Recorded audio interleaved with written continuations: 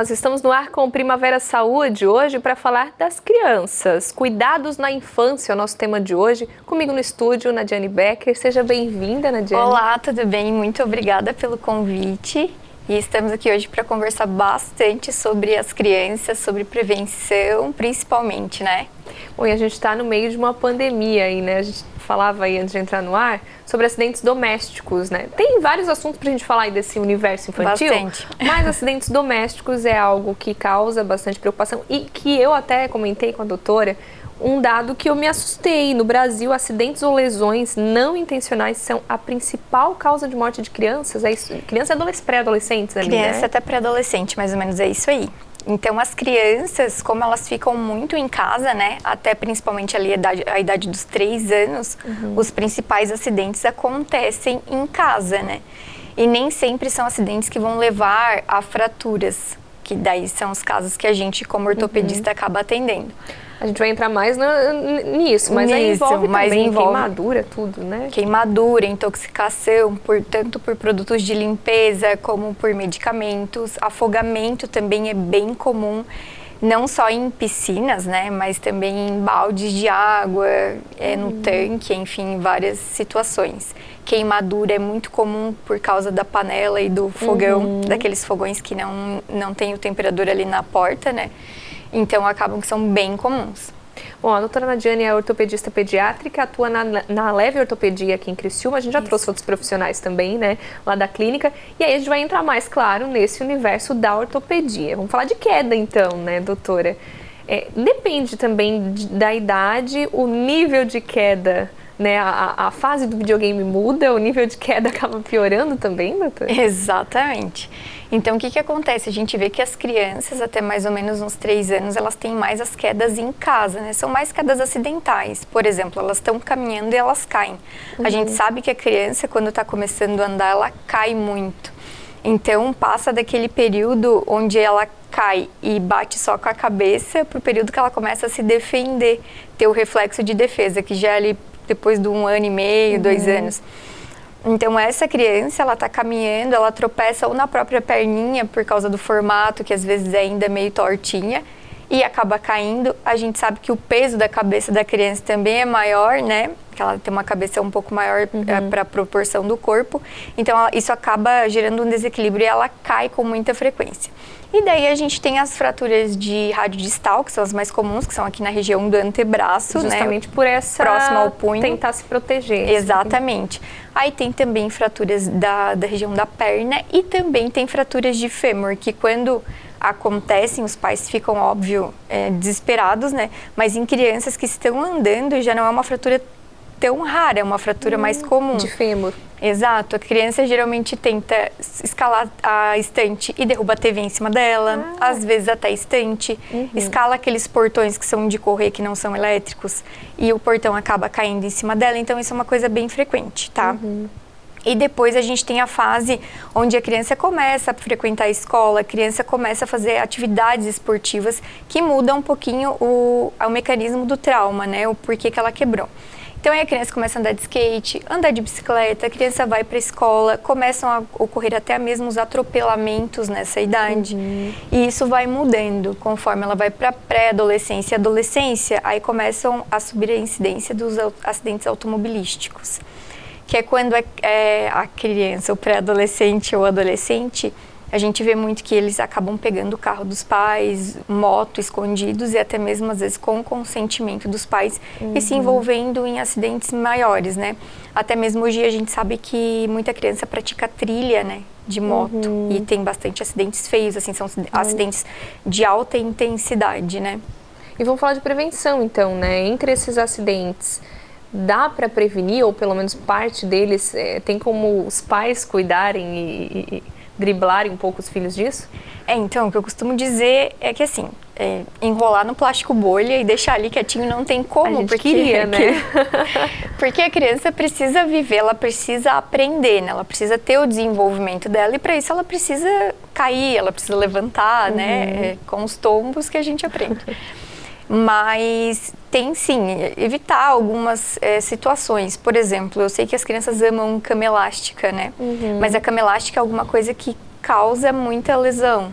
muita fratura, muito entorse de tornozelo, tá? Então tem que cuidar, tentar as regras daquele brinquedo, não deixar crianças de diferentes tamanhos lá dentro brincando ao mesmo tempo, sempre supervisionar. Evitar brincadeiras e estimular brincadeiras como pular de cima do sofá, sabe? Pular de uma cama para outra, evitar ficar subindo em coisas. Então isso a gente tenta prevenir, mas às vezes não dá. E daí já ali na outra fase que começam os esportes, cuidar bastante com os EPIs, né? Andar de bicicleta, skate, cotoveleira, joelheira, capacete. Tem que deixar a criança aí, mas tem que cuidar dessa parte também. E na parte do adolescente e do pré-adolescente, né? Evitar e destruir, já é uma parte que eu acho que mais difícil do que criança. Porque a criança ainda tu consegue ter um controle e essa fase mais velha é mais difícil. Mas tentar conversar, explicar, mostrar os prós e os contras para que isso não venha acontecer. Agora, no caso dos pequenos, aí vão, né? Pelo exemplo também, as crianças vão muito pelo exemplo. Porque você falou, evitar ensinar a pular e tal. Muitas vezes os pais ou até crianças mais velhas, né, estão brincando junto, funciona, mas a criança ela vai tentar repetir aquilo lá sozinha, né? Vai, a criança repete. Uma coisa que é bem comum, que a gente pede para os pais evitarem de tomar medicação perto das crianças, quem usa medicação contínua, porque ele acha que é legal, então ele vai buscar onde está o remédio do pai e ele vai tomar. Então eles estão numa fase de condicionamento, então eles assim como com palavras, assim, né? Às vezes tu escapa uma palavra perto deles e eles começam a repetir aquilo, tu não sabe nem de onde ele tirou. Mas é porque ele escutou uma vez e ele grava, ele vê uma vez e ele grava e ele vai repetir aquilo. E se ele achar que é legal, que é bonito, que você gostou daquilo, ele vai fazer ainda mais.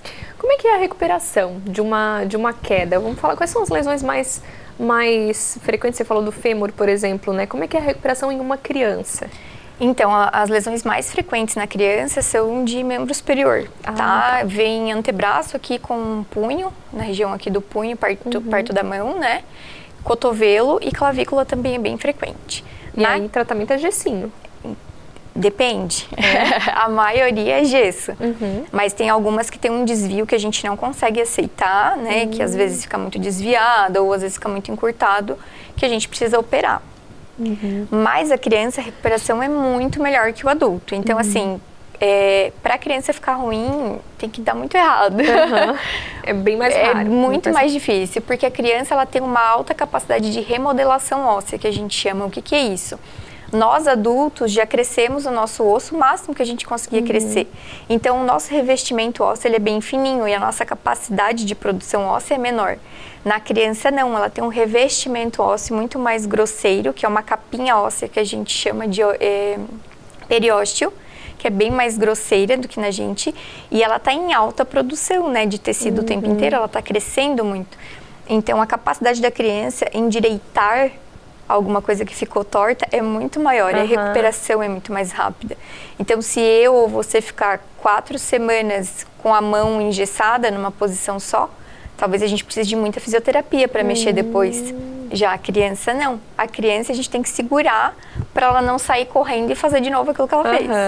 Para dar o tempo da reabilitação mesmo. Pois é, a criança entende que, por exemplo, pulou de um sofá, acabou quebrando, né, enfim, lesionando algo. Ela entende que se ela ir lá vai acontecer de novo? Depende muito da criança. Tem criança que é mais medrosa e mais cuidadosa. Então, tem criança que às vezes tu tem que ficar insistindo para mexer, tem que passar alguns exercícios para os pais fazerem. Tem algumas crianças que não querem mais andar de bicicleta porque caíram lá. Trauma realmente naquilo. Exato. E já tem criança, não. Tem criança que antes de tirar o gesso já está em cima da bicicleta. Então, isso varia um pouco, assim, mas na grande maioria eles voltam a fazer bem rápido tudo, sem medo de novo. Tem alguma situação, porque enquanto está com gesso acaba limitando também o movimento naquele braço, enfim. Mas tem alguma situação em que depois de tirar o gesso precisa ter algum resguardo, alguma situação nesse sentido para uma criança? Então, na maioria das vezes a gente pede pelo menos mais 3 a 4 semanas de restrição de queda naquele membro. Por quê? Depende muito do raio-x, da consolidação óssea. Porque mesmo já tendo um osso bom ali, esse osso inicial ele não é um osso tão consolidado, ainda tão forte. Então a gente pede para os pais dar uma segurada. E até porque quando a gente fica imobilizado, o nosso músculo, ele acaba ficando mais fraquinho. Então, você vê que de um braço para o outro, de uma perna para outra, dá diferença até na espessura. Então, você tem que cuidar, porque o músculo, ele, na verdade, além da função de mobilidade, ele serve como proteção óssea, né? Ele é um invólucro ao redor do nosso osso. Então, se ele está mais fraquinho, o nosso osso ele fica mais vulnerável. Então, a gente tem que dar um tempinho para isso reabilitar e recuperar bem, que é em torno ali de umas 3 semanas a 30 dias. E como é que faz para a criança ficar parada? Não sei. Cada pai inventa o seu método. Eu costumo dizer, sei lá, vê alguma coisa que ele gosta de jogo, sabe? Tenta jogar. Ele não gosta muito de dar o celular, dá o celular, bota um filme que ele gosta, tem que ser muito criativo. E mesmo assim, eu sei que vai cair. Tanto é que eu acho que até aqui na região, a taxa de refratura, que a gente chama, que é uma nova fratura em cima daquela mesma que teve, até não é tanta.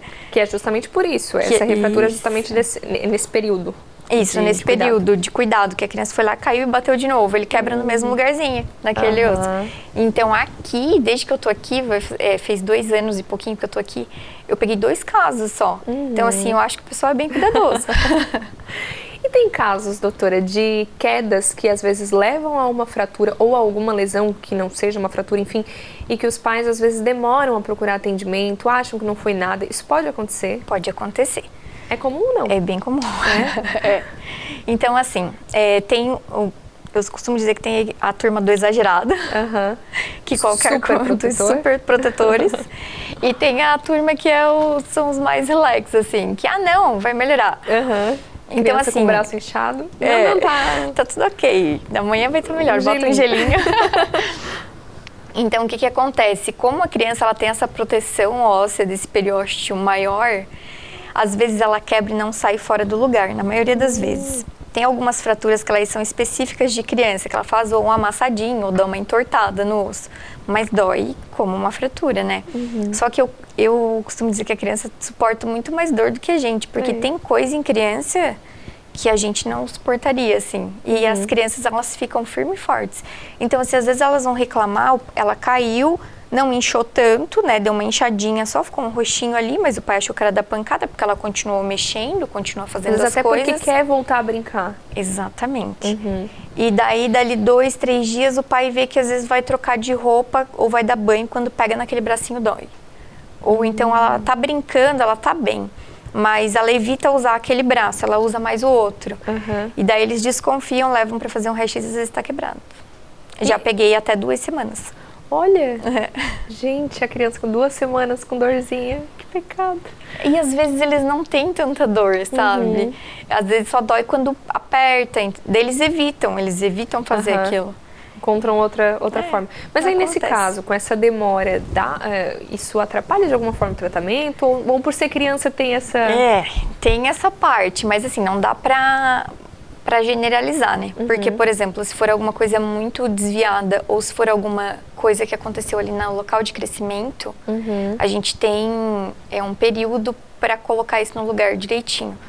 Porque como a criança cola muito mais rápido, então ela pode colar muito mais rápido da forma errada, né? Então a gente tem um período para ver isso daí. O certo é o quanto antes melhor, né? Mas às vezes não influencia, depende do tipo da fratura, assim.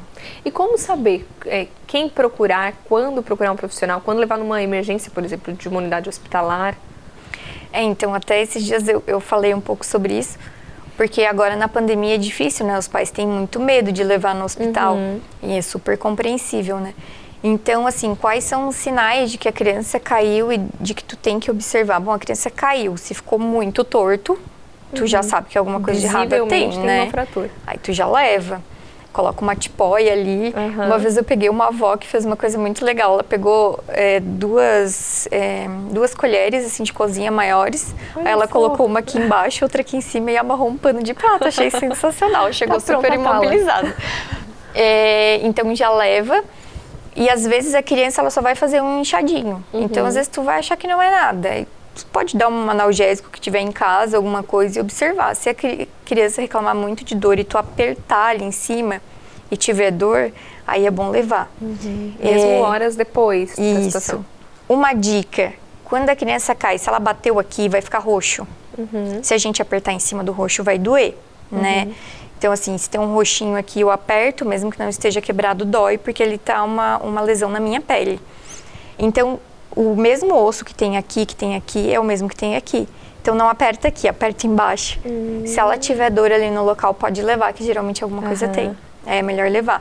Agora, se caiu, bateu e assim, chorou um pouquinho na hora, levantou, continuou brincando, tu foi lá, apertou o bracinho, ela tá mexendo, ela tá fazendo tudo, não doeu, não precisa levar. Se é só uma torçãozinha, algo mais leve, o gelinho ajuda? O gelo a gente usa como analgesia, né? Local. Então, assim, ajuda. Só tem que cuidar para esse gelo não me queimar a pele, né? Porque gelo feito direto na pele ou muito tempo no mesmo lugar, ele acaba fazendo uma lesão de queimadura e faz lesão feia mesmo. Então, assim, certo é proteger a pele, colocar o gelo no saquinho, usar aquelas bolsinhas, né, de gelo que tem, aquelas bolsinhas térmicas, o gelzinho. E sempre botar uma proteção e sempre ir trocando de lugar, para não ficar sempre no mesmo local e acabar não queimando. Os mais picurruchinhos, aí as quedas que dão aquele galinho, né? Galho verde. Aquele galinho bonitinho na cabeça. Quando procurar também atendimento, e existe uma altura que deve se gerar uma preocupação maior? O galo da cabeça, vamos lá. Então, assim, foge um pouquinho da minha área, tá? Mas como eu tenho bastante pico roxo na família também, eu sou a orientadora oficial. Então, assim, quando a criança cai e bate a cabeça, às vezes fica roxo e fica feio, né? Assusta, às vezes faz um cortezinho, alguma coisa. Quando a gente tem que ver isso daí, a gente tem que observar a criança. Se a criança caiu, mas assim, tá agindo normal, chorou na hora, ela vai chorar. Mas depois tá agindo normal, não ficou sonolenta, aceitou a alimentação direitinho, tá brincando normal, como ela sempre foi, não precisa se preocupar. Se a criança caiu e bateu a cabeça, teve vômito, ficou molinha, ou então ela não está agindo conforme ela sempre agiu, está muito sonolenta, aí tem que levar para emergência para observar. E toda queda, quando bate a cabeça, é legal observar a criança pelo menos 12 horas em casa mesmo, tá? Observar qual vai ser o comportamento dela. Antes de a gente ir para o intervalo, ainda falando de acidente doméstico, a gente falou galinho e galinho. Tem queda mais alta, que são quedas de árvores, né? Tem. E aí, como é que faz também para cuidar? Nem toda criança dá para controlar, quando vê já tá lá em cima, né? Não tem muito o que fazer, né? Tem que orientar e dizer que não pode, né? Mas é difícil, às vezes virou pro lado e a criança tá lá. A criança, eu costumo falar que é meio onipresente, né? Do nada ela tá aqui, dali a pouco ela tá ali. Enche de colchões embaixo. Amarra ela num plástico bolha, um capacete e deixa. Doutora, vamos fazer uma pausa rapidinho? Depois do intervalo a gente fala mais, porque dá para falar um pouquinho mais desse cuidado aí também, né? O limite entre ser super protetor ou não. E também tem volta às aulas, tem os cuidados com as mochilas, tem mudança no Código de Trânsito Brasileiro. Daqui a pouco a gente volta falando mais sobre isso.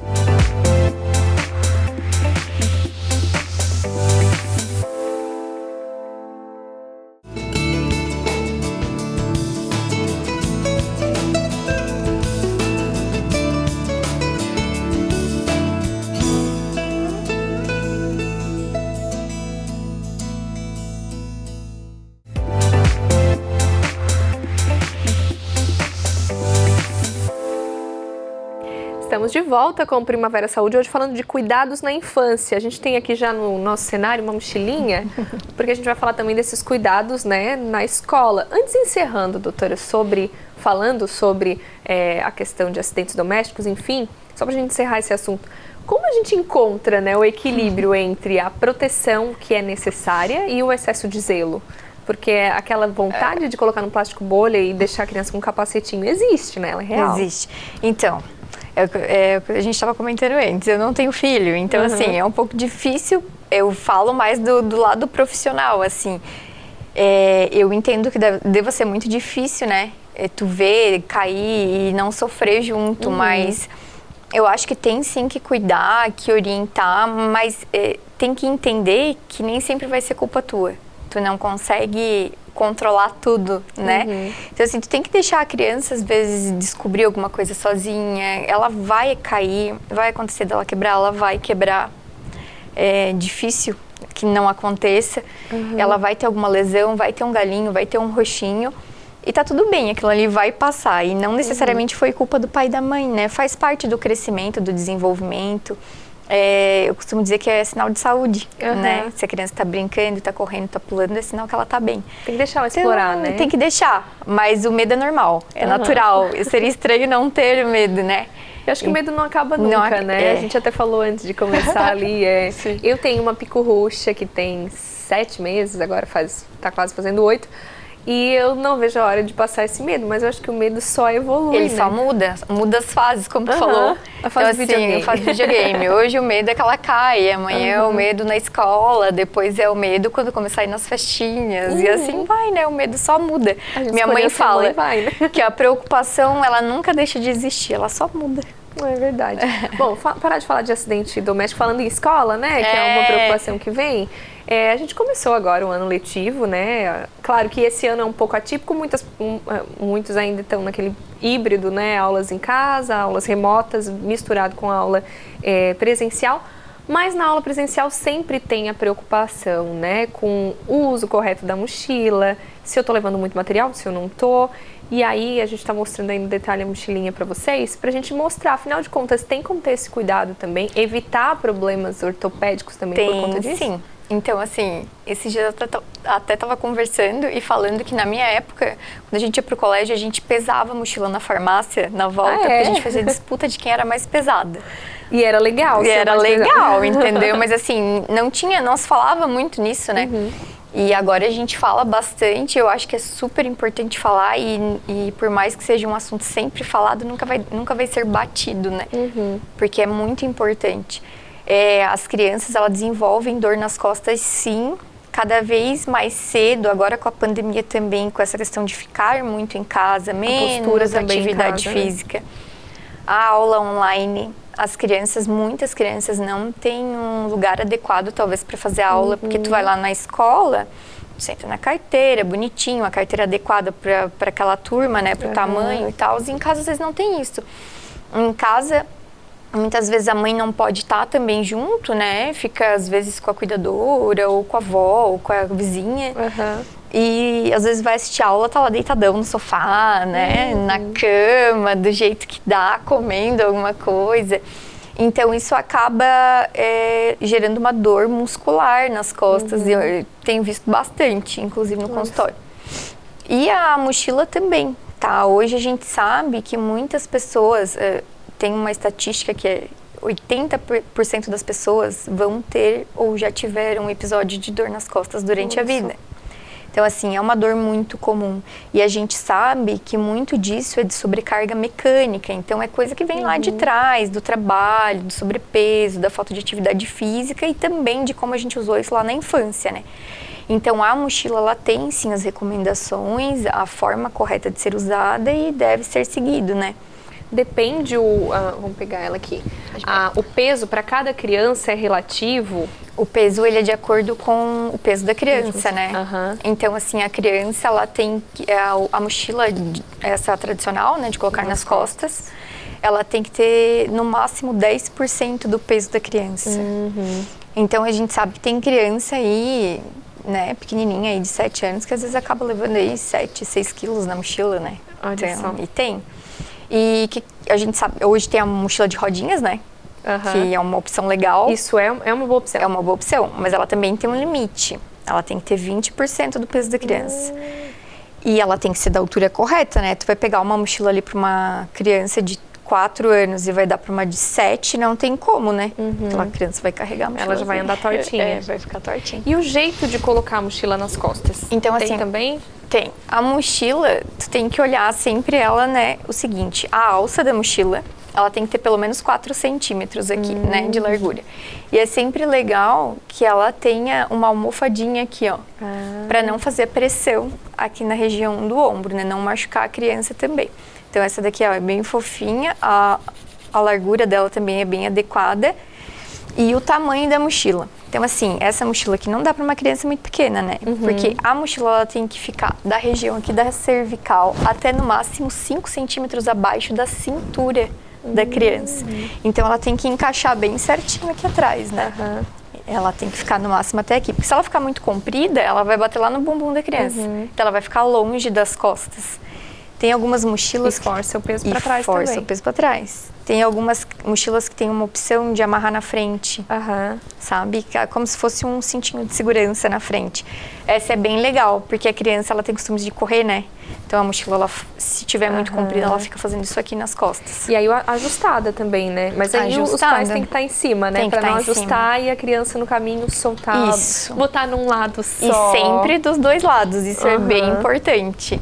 Até quando é bem criança, eles se adaptam um pouco melhor com usar as duas alças. Quando também chega ali na fase da pré-adolescência e da adolescência, eles gostam de colocar uma alça só, né? Então acaba doendo, geralmente pode fazer contratura muscular na região onde acaba pesando um pouquinho mais. Tem bastante essa questão. Tomar bastante cuidado. Doutora, a gente já está encerrando, mas antes tem um assunto que é super novo aí, né? Como entrou em vigor essa semana, as novas regras, aí, mudanças no Código de Trânsito Brasileiro. E tem mudança também em relação à idade das crianças, no carro, na moto. Dá pra gente falar um pouquinho disso também? Dá. Então, assim, são basicamente duas mudanças, né? Que tem que estar atentos, que começou a valer ontem, né, gente? É multa. E é para segurança das nossas crianças também. A gente sabe, não sei na tua época, mas na minha época, quando a gente viajava de carro, as crianças iam deitadas no chão, não usava cinto, era uma bagunça, né? Então, assim, o índice de acidente de morte em acidente de criança, acidente automobilístico, diminuiu muito quando a gente começou a usar a cadeirinha. Então, por isso que é tão importante usar. É um cuidado que a gente tem que ter com as crianças e não é só, tipo, um dever, eu falo que é obrigação, porque é lei, né? Então, tem que usar. Então, é obrigatório.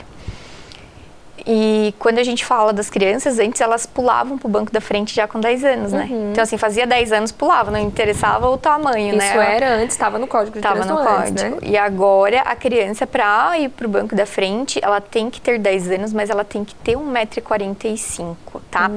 Antes de 1,45 m, não basta ter 10 anos, pode ter 13 anos, se não tem 1,45 m, não pode ir pro banco da frente. Isso é uma questão de segurança também, até pelo cinto também. Pelo cinto e tudo mais. E por questão de altura mesmo, não vai bater o rosto no painel, tem tudo isso, né, do carro. E outra questão que é muito importante, que mesmo aos 10 anos eu acho perigoso, né, que é a moto. Antes, a criança com 7 anos, ela podia ir na garupa da moto. E agora é 10 anos de idade. E antes disso, não pode levar a criança para dar uma voltinha de moto, não pode levar para o colégio na moto, não pode. É lei, né? É lei, não pode. E é muito acidente de moto, a gente vê que em adulto, né, para nós ortopedistas, é o que mais chega todo dia. Então, assim, quando tem acidente é grave. E não vale a pena botar a criança em risco, né? É um menor e todo mundo tem responsabilidade sobre isso. Até o acidente de trânsito, ele é um tipo de maltrato. Ele é um maltrato que entra como negligência. Então, se acontecer alguma coisa por desatenção de quem estava dirigindo, ele é culpado não só pelo acidente, mas como pela criança que estava atrás. Olha só. Bom, a gente vai encerrando, doutora. Obrigada pelas dicas aí. Você que está em casa, né, pegou essas nossas dicas, principalmente as últimas aí, né? Tem criança em casa, tem criança aí dos 7 anos em diante, tem moto, já estava pensando em começar a colocar na moto. Lembra que é para segurança da criança, do filho, enfim, de quem está com você. E mais do que isso, dói no bolso também, né, doutora? É lei. É lei e dói no bolso, dói no coração a perda de uma criança, né? Exatamente. Então, vamos tomar esse cuidado. Doutora, obrigada pela sua presença aqui. Eu que agradeço, foi um prazer recebê-la. Então tá, obrigada. Vamos trazê-la mais vezes aqui com certeza, porque a gente falar aí desse universo infantil sempre tem assunto, né? Eu tenho certeza que você ainda pode ter ficado com algumas dúvidas, manda pra gente ou entre em contato direto lá com a clínica, tira direto com a doutora. Obrigada pela sua participação, por você ter acompanhado a gente até aqui. A gente volta a falar mais sobre saúde, bem-estar e qualidade de vida na semana que vem, aqui no Primavera Saúde. Até lá!